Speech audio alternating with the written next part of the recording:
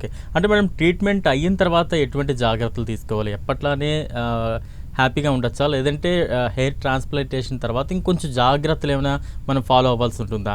మరి ముఖ్యంగా ట్రీట్మెంట్ తర్వాత మళ్ళా కొంతకాలానికి ఏమైనా జుట్టు మళ్ళీ పలచబడిపోవడం, ఊడిపోవడం ఇది సాధారణంగా జరిగే ప్రక్రియగా చూడాలా? అంటే ట్రీట్మెంట్ అయ్యాక జాగ్రత్తలు అంటే పెద్దగా ఏముండండి. ఒక 3 మంత్స్ వరకు వాళ్ళు కొంచెం జాగ్రత్తగా ఉండాలి. 3 వీక్స్ వరకు కోంబింగ్ గానీ అలా ఏమీ చేసుకోకూడదు. ఓకే. తర్వాత మీరన్నట్టు కొంతమందిలో, అందరిలో అలా జరగదు.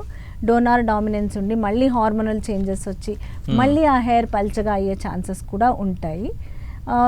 జాగ్రత్తలు అంటే పెద్దగా ఏం లేవు. బట్ సైడ్ ఎఫెక్ట్స్ ఏమేమి వస్తాయి అని చూస్తే మనం పోస్ట్ సర్జరీ అప్పుడు కనుక వాళ్ళకి కొంచెం అనెస్థీషియా, అలర్జిక్ రియాక్షన్స్ అలాంటివి రావచ్చు, సిన్కోపియల్ అటాక్స్ రావచ్చు, తర్వాత టాకికార్డియా ఒకటి వస్తుందంట. అంటే హార్ట్ అనేది బాగా ఫాస్ట్గా కొట్టుకోవడము.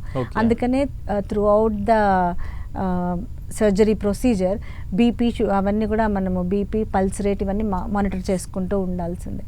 సో ఇలా కొన్ని ఇంట్రా ఆపరేటివ్ ఉంటాయి. అయిపోయినాక కొంతమందికి కొంచెం ఇన్ఫెక్షన్ రావచ్చు, ఎడిమా ఉంటుంది, అక్కడంతా స్వెల్లింగ్ రావచ్చు, నెక్రోసిస్ అంటే బ్లడ్ సర్క్యులేషన్ తగ్గిపోయి ఆ చర్మం అంతా కూడా డెడ్ అవ్వచ్చు. ఇలాంటి సైడ్ ఎఫెక్ట్స్ రావచ్చు. అంటే లేటెస్ట్ స్టడీస్ ఏ రకంగా ఉన్నాయి మేడం? అంటే బట్టతల మీద కూడా జుట్టు మొలిపించే విధంగా హార్వర్డ్ యూనివర్సిటీ కొత్తగా ఏదో కనిపెట్టింది అంటూ కూడా కొన్ని వార్తలు వస్తున్నాయి. దానికి సంబంధించి ఏమైనా అప్డేట్స్ ఉన్నాయా? అంటే మీ వరకు వచ్చిన ఇన్ఫర్మేషన్. అది నేను కూడా చదివానండి ఆర్టికల్. యాక్చువల్గా వాళ్ళు చేసింది అలోపేషియా ఏరియేటాకి. ఓకే, అలోపేషియా ఏరియేటా అంటే ఒక చోట ఒక ప్యాచ్ లాగా హెయిర్ పోతుంది, పేను కొరుకుడు అంటారు. అక్కడ ఏమవుతుంటే ఆ ప్యాచీ హెయిర్ లాస్, రౌండ్గా ఒక కాయిన్ షేప్ లాగా హెయిర్ పోతుంది. అది ఆటో ఇమ్యూన్ డిసీజ్. అంటే బాడీలోనే యాంటీబాడీస్ అగెయిన్స్ట్ ద హెయిర్ ఫాలికల్కి వచ్చి అక్కడ హెయిర్ ఫాలికల్ డ్యామేజ్ అయ్యి హెయిర్ ఊడిపోతుంది. That is auto immune condition.